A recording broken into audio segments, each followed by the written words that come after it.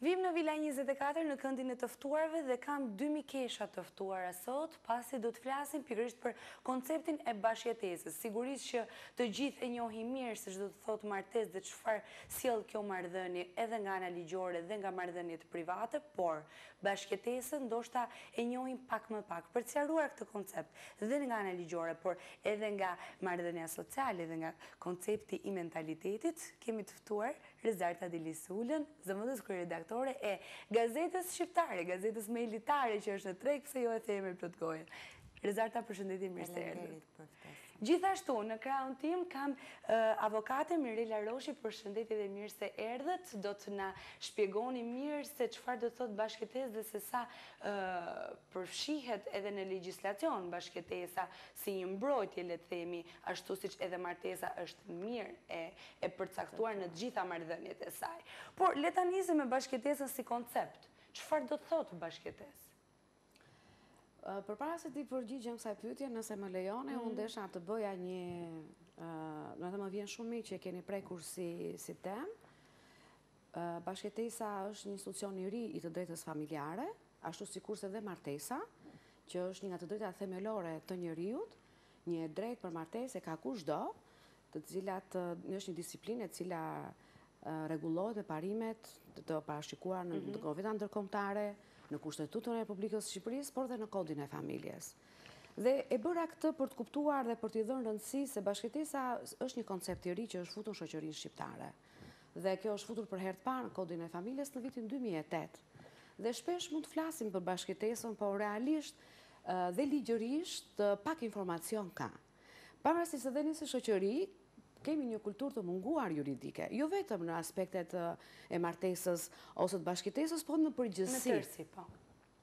Dua të veçoj edhe faktin që është shumë i rëndësishëm për të kuptuar që ne si shoqëri kemi më shumë se 20 vite që kemi hyrë në një sistem tjetër të zhvillimit ekonomik dhe shoqëror, dhe kuptohet që duke ardhur dhe jemi të brymosur, po të themi kështu, me një mentalitet dhe një koncept që kemi neve për familjen dhe për martesën. Pavarësisht se unë e vlerësoj kuptimin e klasik të fjalës martesë, pavarësisht se nga përbërja dhe nga mënyra e strukturimit të saj, kuptohet që familja ishte ndërtuar me një strukturë kur babai ishte gjithçka dhe gjithë pjesa tjetër, pra brenda gjithë kësaj, patjetër që kemi pasur dhe vazhdon të ndjehet, kuptohet kjo frymë patriarkale në mënyrën e ndërtimit të familjes, po dhe të martesës, e cila është, të dyja janë pjesët që bashkojnë njëra tjetrën. Familja është kryesorja, qëllimi i kujdo, dhe kjo familja dhe realizohet sa edhe më në qëndrueshme, martesë dhe në po pra sa më qëndrueshme të jenë familjet, aq dhe më qëndrueshme është edhe vetë shoqëria e një vendi të caktuar. Është shumë e rëndësishme për të kuptuar elementet përbërës që ka familja, por edhe të bashkëtesës.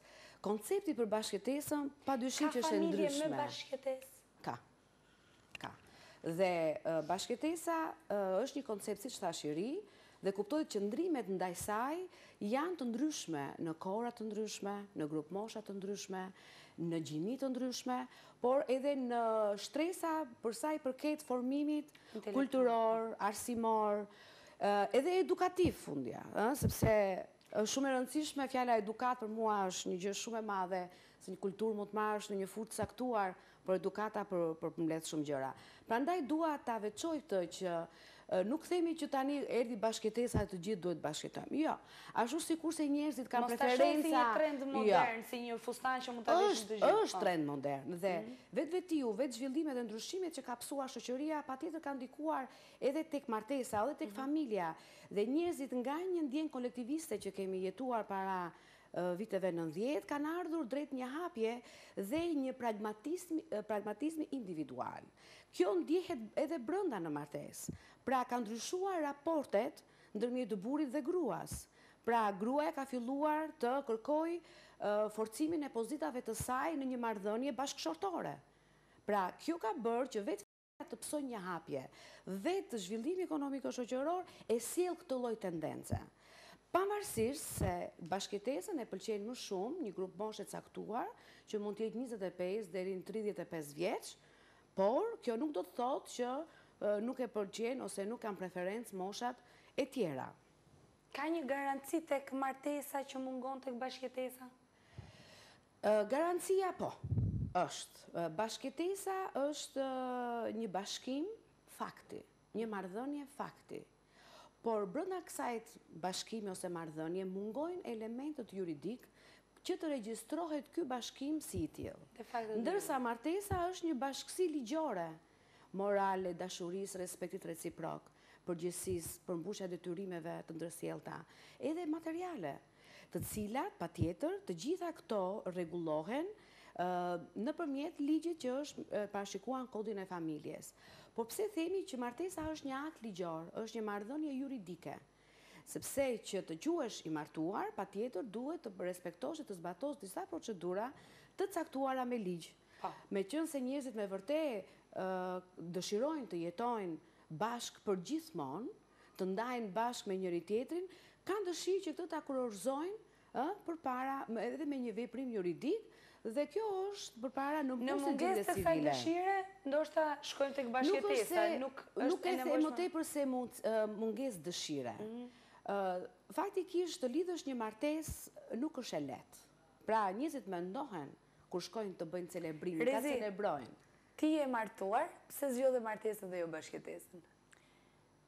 Në fakt nuk e zgjodha për çështje sigurie, sepse për mendimin tim, nga pikpamja juridike, se s'dua të hyj avokatës, e vetmja diferencë mes martesës bashkëtesës, përveç sa elementeve të pasurisë, ndryshon vetëm nga firma që hidhet.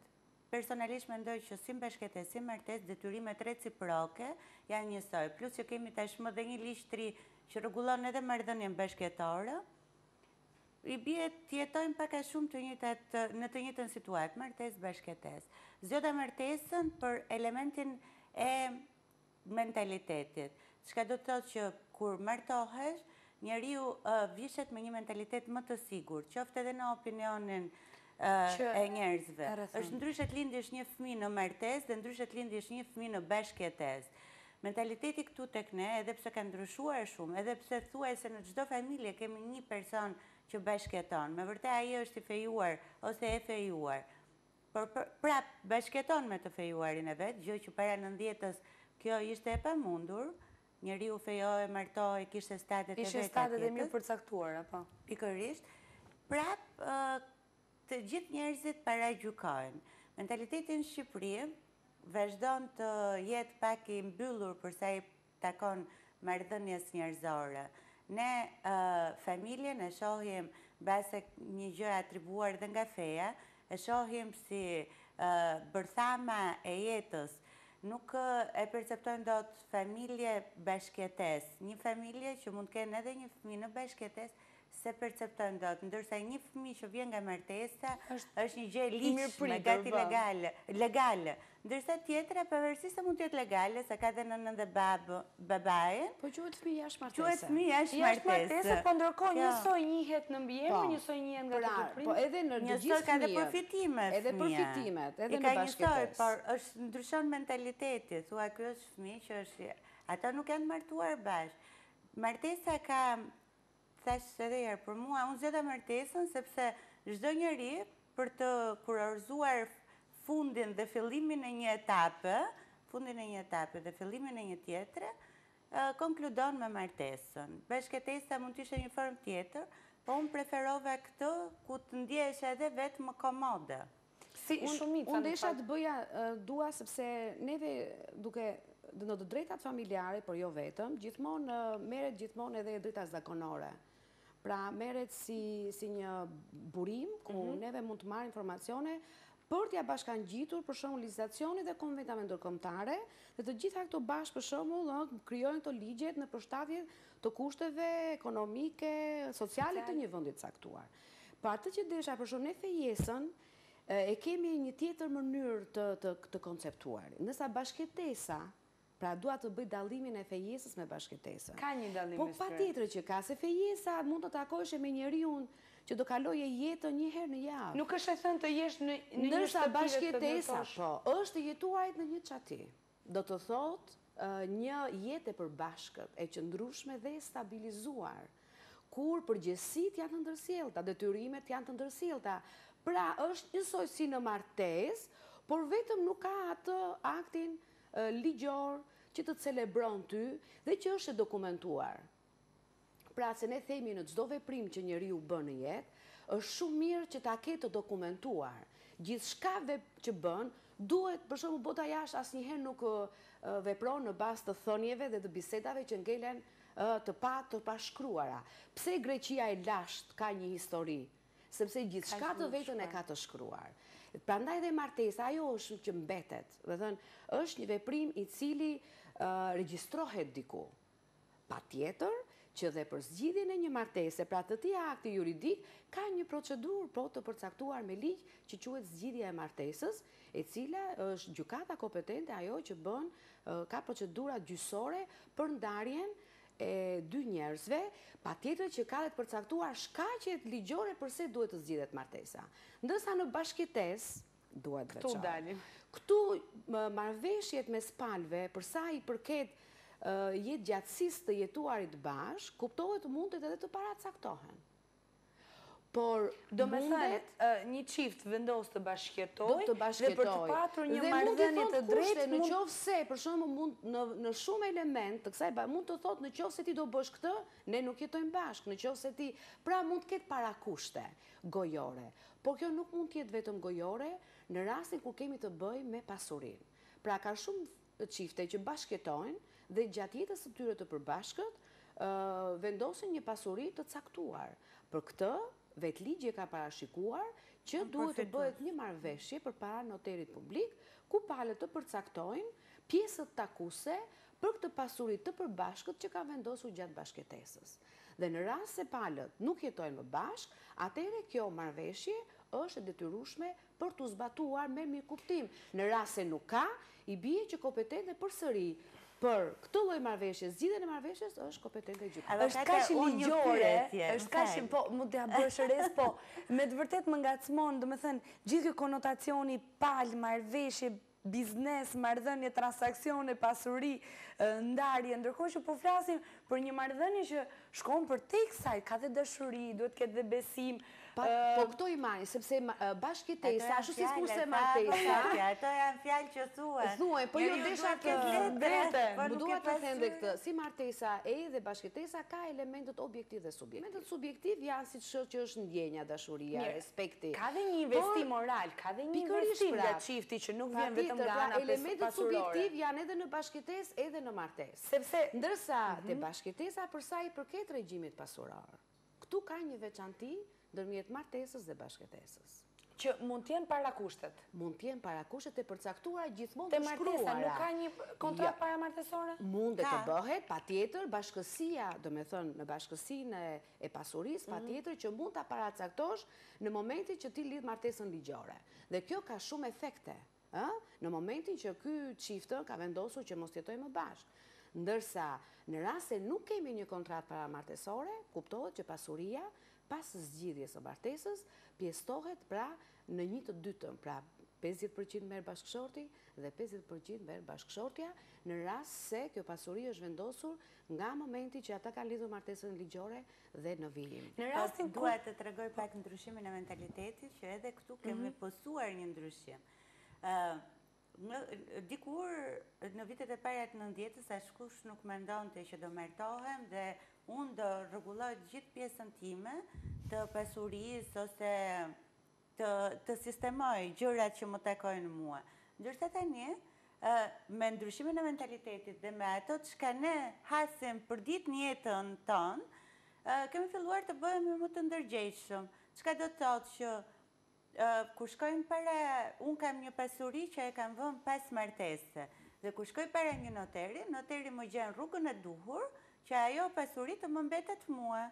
Pra është një dhuratë që i matë ma ka bërë mua. Është tjetër gjë. Dhe duhet të them, duhet të mentaliteti i ndarjes që tani kemi filluar edhe për teleshikuesi duhet ta bëj këtë sqarim që ç'është pasuri e dhuruar ose e trashëguar nuk bëhet pjesë e pjesëtimit të pasurisë bashkëshortore. Për këtë një njeriu ja sugjeron noteri, Jo noteri, më shumë ja bën të avokati. avokati, Avokati është ai, sepse dhe bota jashtë ka avokatin e familjes, si mjekun e familjes. Duke mos e pasur këtë, në mungesë edhe të noteri fshehtë, gjithmonë ka. që konsulencat të digjitale. fshehtë, Për shembull, unë dua më falë se dhe thënë nga që është një temë për të cilën njerëzit ka nevojë për një informacion. Dhe thash, duke pas dhe një kulturë të munguar si shoqëri juridike, patjetër që dhe njerëzit intelektual lidhur me pasurinë, për shembull, ose me këtë pjesë nuk e kanë informacionin e duhur.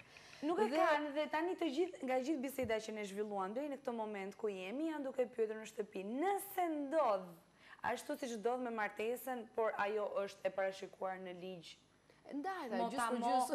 Edhe gjithçka është e qartë, por në bashkëtesë nëse ndodh që çifti nuk vendos kushtet paraprake, nuk merr parasysh këtë moment. Ngelet e pasgjidhur dhe bëhet pjesë e konflikteve, debateve, shereve, të cilat nëse në një bashkëtesë më pas 10 vjeçare le të themi për një çift ku nuk janë marrë në konsiderat të kushte, pavarësisht se edhe në të tilla raste futet ose bën pjesë kodit civil, që do të thotë që mënyra e zgjidhjes së këtij konflikti, pra mund të bëhet pjesë, pra për një pasuri që ti e ke poseduar e tjera janë të përcaktuar, po të gjitha këto duhet të vërtetuar me prova dhe fakte. Pra, sepse kur je në një marrëdhënie, njeriu nuk e mendon për shembull që të konstatoj që këtë e bëra unë, këtë e bleva unë, kjo është pjesa e kontributit tim, pra nuk i kemi neve të materializuara, të vërtetuara, të dokumentuara shpenzimet që mund të bësh. Fakt do të ishte pak e vështirë që ti mund të bësh. Një pyetje kam për ju, ka njerëz që vinë bëjnë kontrata bashkëtese? Nuk quhet kontratë. Marrëveshja, vetëm nga termi marrë dhe vesh, do të thotë që juve bini dakord që të merreni vesh lidhur me këtë pjesë. Shumë pak madje nuk njihet kjo pjesë. Dhe unë nga puna ime e përditshme dhe nga klientët që unë kam patur, që kanë ardhur pjesë e zyrës time të avokatisë, e kam kuptuar që nuk e din këtë pjesën, që duhet bërë një marrëveshje. Dhe ka ngelur shumë probleme të pasgjidhura për sa i përket pasurisë që është vendosur gjatë bashkëtesës. Se tham, për fëmijët e lindur gjatë bashkëtesës, gëzojnë të gjitha të drejta të një fëmije të gjatë martesës në rast se jemi pas zgjidhjes së saj. Dhe janë të përcaktuara këto në mënyrë taksative në ligj. Ndërsa për sa i përket regjimit pasuror është pak sa e vështirë, por jo e pamundur. Pra vetë ligja ka të përcaktuara dhe në të tilla raste hyn thash kodi i familjes, por vetë gjykata rast pas rasti e gjykon në rastet se bazohet në bazë të provave dhe fakteve që palët do të paraqesin në seancat gjyqësore për të vërtetuar pretendimet e tyre lidhur me pasurinë. Megjithatë, ka dhe një koncept tjetër në shoqëri, të paktën kur flitet për bashkëtesë, a priori ideja e parë është liri, mos kokçarje në çift, marrëdhënie nga më të ndryshmet, iki njëri hajde tjetri. Unë mendoj që detyrimet, e thesh edhe në fillim, detyrimet si në martesë, bashkëtesë, janë pak a shumë të njëjta. Ti me vërtet do ndash me tjetrin shtëpinë, po ti ke detyrime të respektosh, të respektoj, të jesh në orare. Është pak a shumë një martesë, por jo e shkruar. Bashkëtesa. Ajo që unë desha kjo puna e lirisë faktikisht është abuzuar shumë në këto vite, dhe ndoshta forcimi i shtetit ligjor, sepse shteti ligjor është ai boshti kur gjithçka për shembull vërtitet, dhe sa më i fuqishëm të jetë ky shtet, do me thënë aq më fort ndihet ligji edhe në ato elementet që themi neve elementet privat. Sepse hapësira i gjithkujt është e respektuar, por dhe kjo është e kufizuar, nuk ka liri të pakufishme. Prandaj themi gjithmonë dhe është një parim i përgjithshëm juridik që aty ku fillon dhe mbaron liria ime, fillon dhe mbaron e tjetrit. Dhe në sa mirë ne do të ndërtojmë të lloj hapësirash, aq më e shëndetshme është marrëdhënia bashkëtorë, aq më e shëndetshme është bashkëtesa, por dhe marrëdhëniet shoqërore ndërmjet mikeshave, nëse respektohen të lloj dy hapësirash. Ja marrëdhënie shumë të shëndetshme, edhe afat gjata. Bashkëtesa në fakt ishte një nevojë e kohës. Ishte dalja, e them, nga ajo familja patriarkale ku babai ishte në krye të familjes dhe të gjithë ishin poshtë, në një familje që u hap, në një familje që vajza nuk mund të rinte bashkë me të fejuarin e saj ose shokun e saj, në shtëpi të dëgjonte Se jo të babain njihesh më mirë. që Po. dhe për të njohur më mirë, për të bërë një jetë të vetën, ato kalojnë në shtëpinë vete. Kjo është formë bashkëtese, kjo Mua është do më bashkëtesë. Konsiderojmë si Përse? etapë paraprake. Pa tjetër, neve në kohën e fejesës, se po e kapim këshu për të bërë ndallimin, në përgjithësi, mënyra e takimit mund të ishte shumë e kufizuar edhe në kohë, po edhe në ditë. Dhe njerëzit janë të tentuar që të shfaqin anët më pozitive të tyre. Sigurisht, Por dhe shumë në pak pak kohë, kohë, ti nuk ka ditë do t'a gjesh, kurse Gjërnia. bashkëtesa, ndarja e shumë gjërave bashk në një qati, do t'ishte një sprove mirë. Patjetër. Kjo është një provë shumë e mirë që nesër të kesh një martesë të përjetshme. Sepse dhe njerëzit kur shkojnë para martesës së altarit, po themi kështu, se ka dhe Dhe martesa nëse gjërat fetare. shkojnë keq, do t'jetë shumë e lehtë dhe për opinionin dhe për moralin. Po, e- sepse thua që ke qenë e martuar, do me thënë i vut procedurave dhe e ke të regjistruar dhe sa herë që do është marrë e certifikat, divorcuar. po patjetër do marrë certifikat 3 herë Në personale. certifikat e ketë shënuar. Certifikat do ta shkesh të shënuar që është divorcuar me vendimin numër datë ka gjykatës Ne X qartë. rrethit. Pra e ke diçka që do të qëqëroj gjithë jetën.